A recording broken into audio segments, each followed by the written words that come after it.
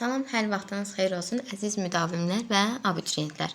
Bugünkü izahımız mətn texnikalarındandır. Azərbaycan dilindən biz bilirik ki, 75 balımızı imtahanlarda tamamilə mətn verir və biz mətni maksimum dərəcədə yazmalıyıq ki, əgər qrammatikamız zəifdirsə, biz müəyyən bir bal toplaya bilək. Amma mənim şagirdlərim tövsiyəm odur ki, qrammatika ilə mətni stabil tutsunlar. Çünki nə qədər də olmasa imtahan stresindən mətni belə zəif yazma ehtimalları var. Yəni nə qədər də super yazsalar da. İndi keçirik izahımıza. Mətn texnikaları bir o qədər sadədir. Mətn özü yazmaq da belə sadədir. Mətn texnikaları nədir? Biz mətnin nə olduğunu ilk öncə anlayacağıq. Mətn hissəsini başa düşəcəyik. Abzas nədir? Abzas necə yaranır? Mətnin xülasəsi nədir? Mətnin xülasəsi daha çox 11-ci siniflərdə düşmür, yəni rastlaşmamışam. Amma 9-cu siniflərdə sınaqlarda falan düşə bilir. Xülasə ilə izah edəcəm nədir? Daha çox sınaqlarda, test kitablarında falan, yəni mətnin xülasəsini sizdən istəyir, açıq sual kimi. Yəni bunu 9-cu siniflərdə diqqətlə qulaq asar. Tezis nədir? Ehtimal, fakt, müddəa, bu hər iki sinifə aiddir. 9-cu, 10-cu, 11-ci siniflər, yəni 2 sinif dedim, 9-11-ci sinif imtahan verənləri nəzərdə tutdum. 11-ci siniflər də baxsınlar buna. Həqiqi və məcazi əlaqə, siz bunu qrammatikada da keçirsiniz. Plan nədir? Mətnin ideyası, üsluba aid suallar, konseptə uyğun, məna, sözün qarşılığı, bir də mənası. Bunlar ən çox qarışdırılır. Hər birinə bu dərsdə toxunacaq. Keçirik indi izaha. Mətn nədir? Mətn, belə düşünün, bir fikir ətrafında toplanan cümlələr məcmusudur. Yəni cümlələr, biz bilirik ki, ümumiyyətlə sözlər birləşir, cümləni yaradır. Cümlələr isə bir mövzunun ətrafında birləşir. Mətni yaradır. Aydındırmı? Mətn baxın bizə məlumat da ötürə bilər, mesaj da ötürə bilər. Həmin məsələn mətnin ideyasını da tapın deyə bilər, abzasını da tapın deyə bilər. Yəni mətn müxtəlif şeyi bizdən istəyə bilər. Yəni buna açıq bir qaydadır. Mətn böyük də ola bilər, kiçik də ola bilər. Həcmcə gedir söhbət. Kiçik həcmli olanlar daha çox ibtidai sinif səviyyəsindədir, amma böyük həcmlər abituriyent səviyyəsində olan mətnlərimizdir. İmtahan kitabçasını biz açanda görürük ki, 10 qrammatika verilib Azərbaycan dilindən, 20 dənə də mətn sualı. Orada olan birinci mətn biz oxuyuruq. Nağılvari formadadırsa, orada insanların danışığı, dialoqu varsa, necə deyim, nəzm formasında yazılıbsa, nəsr formasında yazılıbsa, fərq etmir. Emosionallıq varsa orada. Bu nədir? Bədii mətndir. Yəni, biz belə deyim, məqsədə gəldik. Birinci mətn bədii olur, ikinci mətn isə publistik olur. Bu çox vaxt belədir. Amma bəzən yerlərində qarışıq verə bilərlər.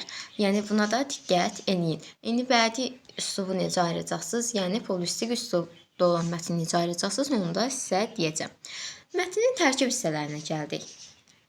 Biz bilirik ki, mətnin 3 dənə tərkib hissəsi var. Bunu mətnin hissəsi də deyə bilərlər, mətnin tərkib hissəsi də deyə bilərlər. Yəni, bunu qarışdırmayın. Yəni, qabağınıza çıxsa sınaqlarda və ya test kitablarında qarışdırmayın. Hissə ilə tərkib hissə eyni şeydir. Abzas belə ayrı şeydir. Baxın, mətnin 3 dənə tərkib hissəsi var. Giriş, əsas və nəticə hissəsi. Tərkib hissəylə abzası yenə deyirəm, səhv salmayın. Burada da qeyd eləmişəm ki, dönə-dönə oxuyasınız və səhv salmayasınız. Baxın, giriş başlanğıc hissə kimidir. Elə mətnlər var ki, onun elə birinci cümləsi onun giriş hissəsidir. Baxın, yadınıza çıxarmayın. Giriş hissə və nəticə hissə. Nəticəyə sonluq da deyirlər bəzən. Girişlə nəticə hissə ancaq və ancaq bir hissədən ibarət olur. Bir abzasdan ibarət olur. Əsas hissə isə bir neçə abzasdan 5, 6, 4 fərq eləmir. Yəni bir çox abzasdan ibarət ola bilir.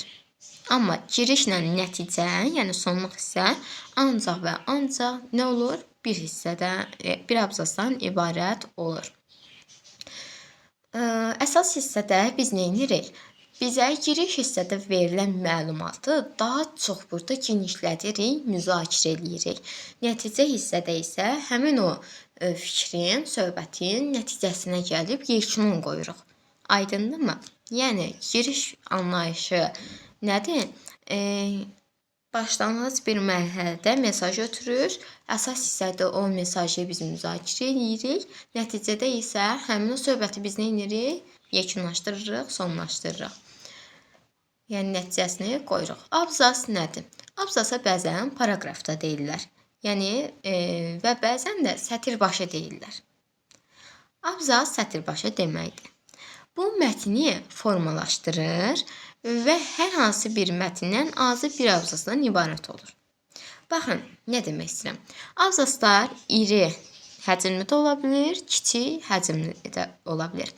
Bu nə mənaya gəlir? Mən bayaq dedim sizə, girişdə yəni bir abzas olur, əsasda isə bir neçə. Baxın, o anlama gəlir. Giriş hissənin abzası kiçik həcmli oldu, əsas hissənin abzası isə iri həcmli oldu. Yəni bunu qarışdırmayın. Abzas əmələ gətirən cümlələr bir-biri ilə əlaqələnir. Yəni giriş hissə ilə əsas hissə və nəticə hissəsi arasında əlaqə bağlılığı olmalıdır. Hər abzasdan birindən aydan, birindən çaydan, birindən də sudan danışa bilməz. Bir-birinin arasında əlaqə yaranmalıdır. Bir və ya bir neçə cümlədən ibarət olur. Yəni bu nə mənaya gəlir? Bayaq yenə mən dedim, giriş hissə dedim ki, bəzən elə olur ki, ancaq bir cümlə verilib, o da onun giriş hissəsidir. Yəni mətndə bir cümlə verilib ən başda, o da onun giriş hissəsidir. İndi bu dediyim qayda var ha, abzas bir və ya bir neçə cümlədən ibarət olur. Bu həmin o qaydaya əsasən deyilir. Giriş hissə bir abzasda olur, amma digərləri bir cümləlik də ola bilər, bir neçə cümləlik də ola bilər. Yəni onu qarışdırmayın. Abzas giriş əsas nəticə hissəsindən ibarətdir. Baxın uşaqlar, sizdən testdən soruşa bilər ki, bunu tərkib hissələrinə ayırın. Necəsiz? Giriş əsas və nəticə hissəsinə ayıracaqsınız. Abzasları ayırın deyəndə onun sətir başlarına fikir verəcəksiniz. Bizə ibtidai sinifdə nə göstərmişdilər? Barmağımızı qoyurduq və o aralığında abzasdan başlayırdıq. İndi baxın, o deməkdir, sətir başı. Siz sətir başlarına fikir verəcəksiniz, abzası soruşarsa və ya sizdən plan soruşarsa, indi onu sizə izah edəcəm dərsdə. Plan soruşarsa sizdən, onu abzasa görə yox, onu tərkib hissəsinə görə müəyyən edəcəksiniz. Tərkib hissəsi nə idi? Giriş, əsas və nəticə hissəsi. Abzas necə yaranır? Verilən məlumatlardan da öyrəndiyimiz kimi, abzas bir fikir ətrafında formalaşan cümlələr toplusudur. Müəllif fikrini ifadə edən zaman tək bir cümlə buna kifayət eləmir. Nəticədə bir məsələ ilə bağlı fikrini bir neçə cümlə ilə ifadə etmiş olur. Beləliklə, həmin cümlələr birləşərək abzasları yaratmış olur. Yəni, biz mətndə bir dənə cümlə işlədərək o mətni biz tamamilə anlaya bilmərik. Bir neçə cümlələr lazımdır ki, bizə biz fikrimiz, yəni o fikrini tam bizə çatdırsın. Fikrini orada aydın izah eləsin, bir neçə cümlə əhatəsində biz onu başa düşək. Yəni bir neçə cümlələr birləşir, müəllifin fikrini bizə çatdırır. Abzasın yaranması budur. Xülasəyə gəldik. Xülasə nədir? Biz bilirik ki, mətnlərimiz iri həcmli olur. Həmin o iri həcmləri uzun-uzadı yazmırıq və onu qısaldırıq. Yəni əsas hissələrini yığcamlaşdırırıq, yazırıq. Buna biz nə deyirdik? Xülasə deyirdik. İndi gəlin mənasını burada yazdığım kimi izah edeyim. Xülasə sözü böyük mətnin yığcamlaşdırılmış forması mənasını verir. Xülasə yazarkən bu hissələrə riayət etməliyik. Baxın, mətndəki əsas hadisələri seçirik. Yəni, lazımsız hadisələri, sözləri seçmək lazım deyil. Əgər mətnin xülasəsini yazırsansa, əsas fikirləri, hadisələri oradan seçməlisən ki, xülasə bizim mətndə nədən danışılır, tam olaraq bizə açıqlasın. Mətndəki əlavə hadisələri çıxın. Burada qeyd etmişəm. Seçilən həmin hadisələri ardıcıl formada yazın. Məsələn, Belə bir mətn danışım sizə. 9 illikdə hər hansısa bir sınaq kitabında səhv eləmirəmsə görmüşdüm. Uşaq anası onu dəmirçixanaya göndərir ki, get mənə köz gətir. Uşaq da heç bir qab götürmədən gedir dəmirçixanaya, deyir ki, mənə bir dənə köz verin. Dəmirçi baxır, deyir ki, ax sən hər hansısa bir qabın yoxdur, mən o közü necə verim sənə? Yəni nəyə qoyum verim ki, aparasan? Uşaq bir də deyir ki, mən evə gedib gəlincə gec olacaq da. Oturur, fikirləşir və gözünə bir qum sataşır. Gedir ovuzuna qum doldurur, gətirir, deyir ki, həmin közü bu qumun üstünə qoysanız mənim əlim yanmaz. Bunu belə deyir. Və həmin dəmirçi də közü götürür, qoyur qumun üstünə, uşaq da aparır. İndi siz onun xülasəsini, baxın, mən indi mətnin sizə xülasəsini danışdım. Yəni mətnin əlavə orada hissələri var idi ki, dəmirçinin yanına dostu gəlir, neçə vaxt görüşmürdülər, həmin o dostu uşağın istedadlı olduğunu görürdü falan filan. Yəni mətni mən sizə indi xülasəsini danışdım. Baxın, bu deməkdir. Yəni əsas hissəni, mətnin əsas hissəsini burada danışdım. Həmin hadisələri, fikirləri mətn formasına gətirim, bunu da gətirdik. Nümunə də burada qeyd etmişəm. Özünüz PDF-ni oxuyarkən orada görəcəksiniz. Tezis nədir? Baxaq. Tezis digər adı ilə desək müddəa, yadıya saxlayaq ki, tezislə müddəa eyni fikirdir. Hər ikisi mətnə aid bir fikirdir. Tezislər diqqət etməli olduğumuz məqamlar bunlardır ki, eyni cümləni biz mətnə aid fikir kimi yazmalıyıq. Yəni yazmalıyıq deyəndə yazsaq bunu belə yanlış götürəcəklər.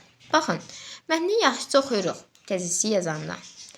Oxuyandan sonra mətnin məzmununu, yəni mətndə keçən hadisələrə aid bir neçə fikir yazırıq. Bu fikirlər elə olmalıdır ki, mətndə birbaşa işlənməməlidir.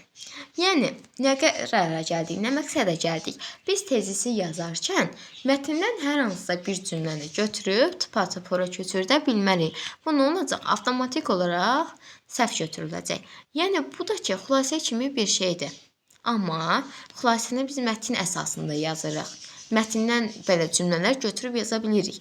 Amma tezisdə mətndən hər hansısa bir cümləni götürüb ora tıpatıp köçürmək bu avtomatik olaraq sənə səhv bir sual verir. Yəni səhv bir cavab verir.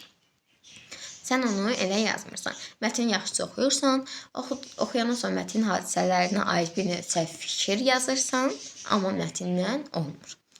Belə. Ehtimal, fakt, müddəa nədir? Fakt nədir uşaqlar? Hər hansısa bir fikri sübut edəcək bir dəqiq ifadədir. Məsələn, biz görürük ki, daha çox müddəa və fakt kimi bizə bir sual sunurlar. Müddəa bir, bunu necə deyim? Səbəblə nəticə kimi düşünün. Müddəa səbəbdir, faktda nəticə kimi düşünün də. Bizə hər hansısa bir söz verilir, biz onu, həmin o cümləni, o fikri sübut eləyəcək bir dənə mətndən fikir yazmalıyıq, fakt yazmalıyıq. Ki, yəni bu onu əsaslasın ki, doğrudan da bu beləymiş. Aha, indi keçək burada yazdığımızı. Mətndə birbaşa işlədilən dəqiq ifadələr faktlardır. Ümumiyyətlə, fakt dedikdə dəqiq məlumatlar nəzərdə tutulur. Özümüzə aid faktlar yazaq. Məsələn, doğrudan bunu nümunə niyə gətirmədim? Məsələn, mənim adım Nilaydı. İxtisasım müəllimlikdir. İkinci təhsil olaraq da məsələn biznes sahəsini oxuyuram. Bu heç. Mətnə aid faktlar seçəndə, mətnə aid fakt deyəndə, baxın burada yuxarıda verilən mətn nəzərdə tutulur. Baxın, tezisdə yazdığım mətn. İstehsan görür ki, fermerin sahibi tələyə qoyub falan filan. Yəni, bunu özünüz baxarsınız. Ehtimal nədir? Tam dəqiq deyə bilmirsiniz də ifadəni. Ehtimal edirsiniz ki, bu ola bilər. Yəni, bunun olma şansı var idi. Yəni, fakt nədir? Dəqiqdir. Bu olub. Ehtimal nədir? Ola bilərdi. Yəni, olma şansı vardı. Müddəa nədir? İrəli sürülən bir fikirdir. Mən bayaq da dedim, səbəblə nəticə kimi hər hansısa bir fikir irəli sürürəm, buna müddəa adı verilir. Məsələn, hər hansısa bir mətndə uşağın evə közü apara bilməsindən bəhs edir. Baxın, bura yazmışam. Müddəa hissəsində yazır ki, uşaq közü evə apara bilmədi.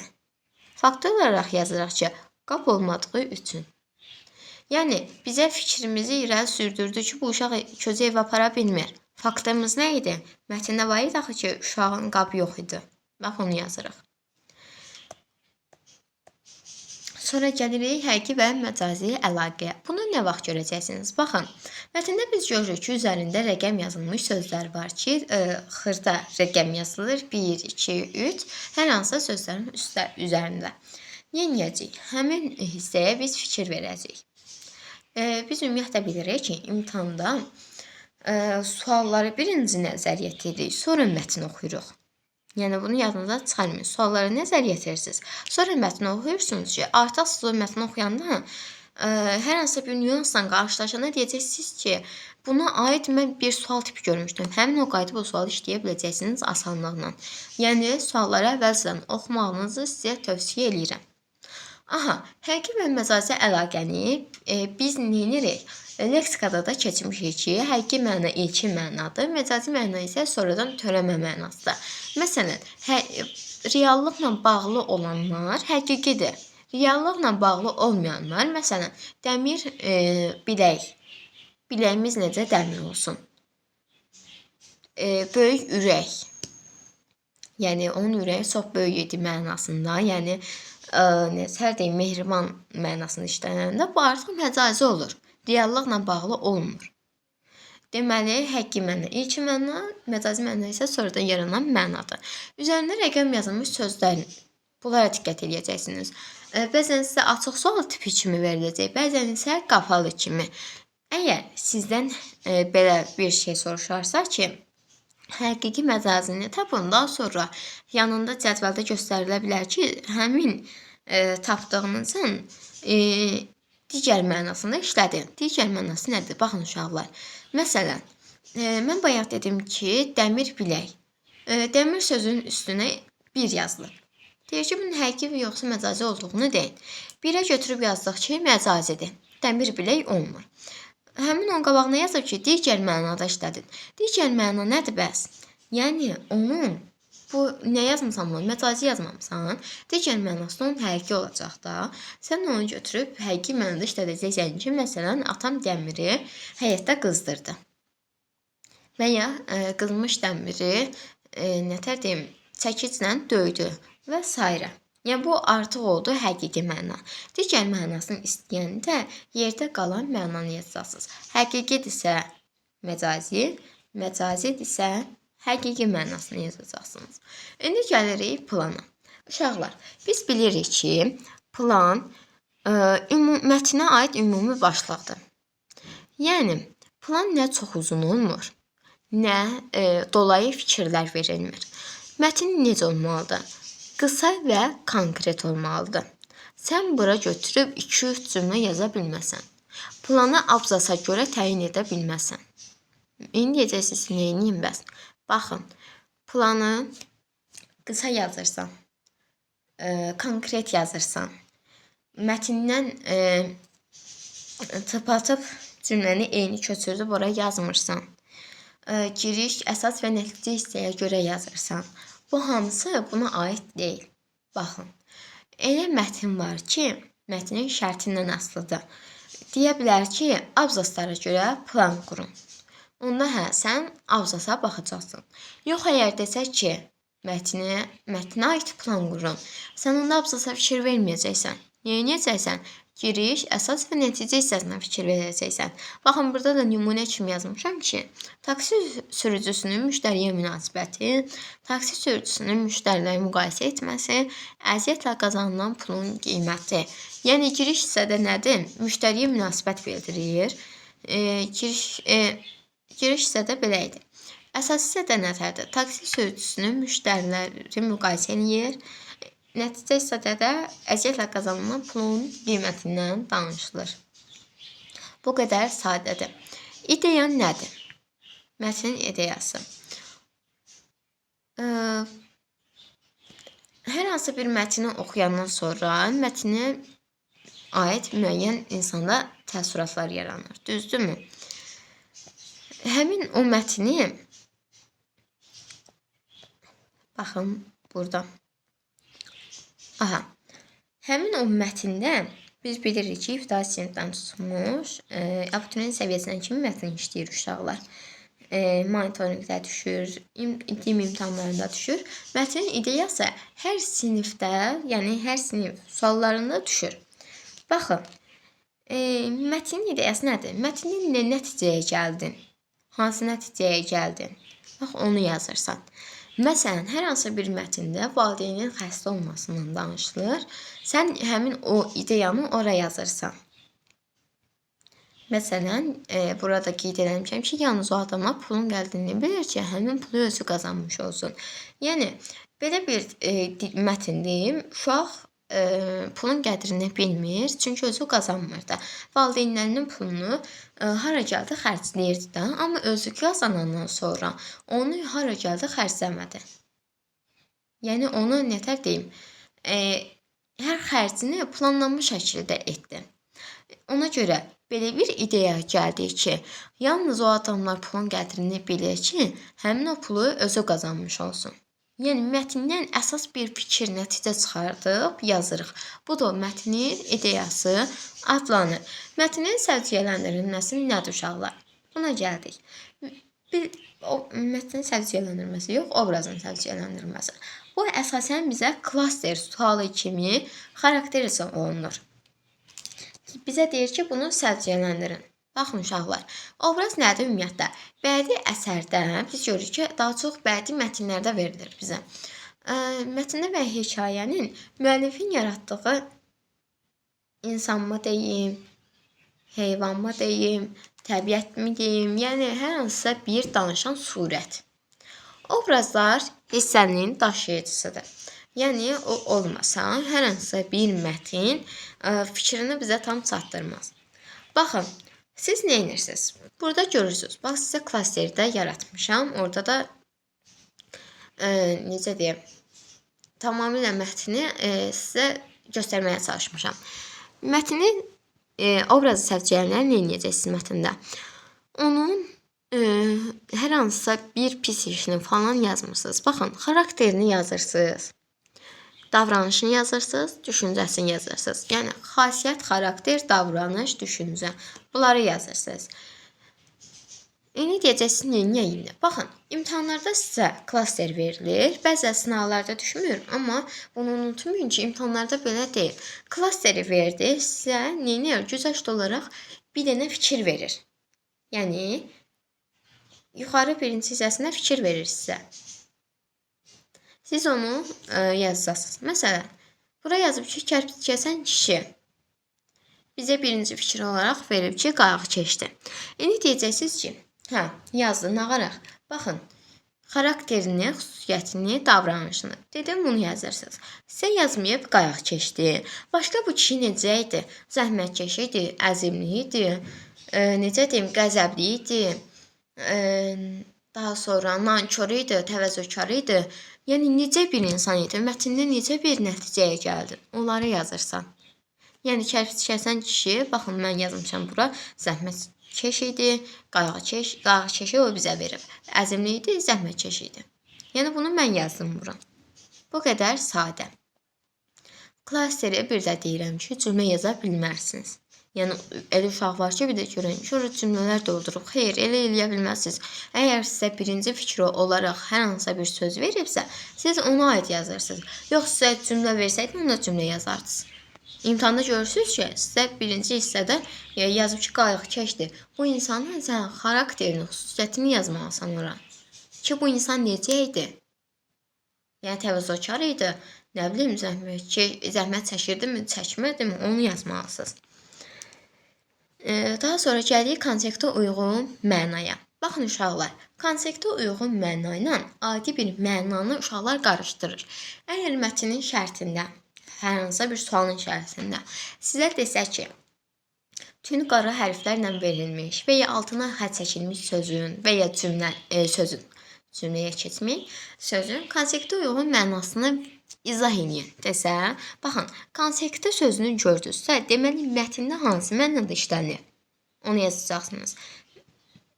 Məsələn, gün sözünü biz bilirik ki, bir çox mənada işlətmək olur. Gül bir gülmək feili kimi, bir də ki, çiçək mənasında. Aydındır uşaqlar? Kontekstual məna deyəndə artıq mətndə bu gül hansı mənada işlənib, onu yazacaqsınız. Yox, ayrı bir məna yazsaydı, onda nə edəcəydiniz? Yəni ayrılıqda hansı mənada işlənir, onu yazacaqdınız. Daha sonra üsluba aid sual tipləri. Əslində mən bunu ayrıca YouTube kanalımızda paylaşmışam mövzunu. Amma burada da deyim. Üslub yəni qısa deyəcəm, bədii üslubla publisistik deyəcəm. Digərlərinə əgər baxmaq istəsəniz, PDF-də olan linkə keçid eləyərək, yəni üzərinə vuraraq izaha baxa bilərsiniz. Baxın, bədii üslubu necə tapacaqsınız? Bədii üslub nədir? Məcazilik olur. Məcazilik ilə publisistik funksiya eyni şeydir. Məcazilik olur, yəni publisistik funksiya daşıyır. Obrazlıq olur, nəzm və nəsr olur. Emosionallıq olur. İndi deyəcəksiniz mənim, emosionallıq nədir? Deyirsəm, amma mən o mənasını bilmirəm. Baxın uşaqlar, emosionallıq hər hansısa bir hissdir. Məsələn, sevgi hissi olsun, qorxu hissi olsun, həyəcan hissi olsun. Buna emosiya deyirik. Düzdürmü?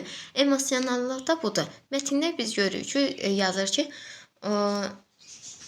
Məryəm xanım təəccüb hissi keçirdi, təəccübləndi, təəccübdən gözü kəlləsindən çıxdı, nə bilim, sevincindən qanadası uçdu. Bunların hamısı emosiyadır. Emosiya nədir? Bədii üslubun funksiyasıdır. Publisistik üslubun funksiyası nədir? Belə deyim, daha çox radio dilidir, mətbuatda formalaşır, informasiya, əsas funksiyası belə deyim, informasiya ötürür. Biz görürük ki, lüğətlərdə sözlər verilib. Həmin o sözlərimiz bizim publisistik üslubdadır. Aydındırmı? Əsas funksiyası bizə məlumat ötürməsidir. Biz mətni oxuyuruq, görürük ki, hər hansısa bir nəyisə haqqında bizə məlumat ötürür. Məsələn, 9 illikdə belə bir mətn var idi, muzey gəmi. Həmin mətndə muzey gəmi haqqında eksponatlardan bizə məlumat ötürürdü. Aydındır Birləşmiş Ştatlardan, yəni bu muzey burada yaranıb, burada istifadəyə verilib və s.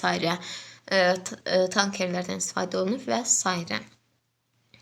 Yəni üslubun digər bölmələrinə, sual tiplərinə həmin hissədən keçid edib baxa bilərsiniz. Üslubu cəhdən zənginləşdirən nədir? Həmin o videoda da onu qeyd eləmişəm.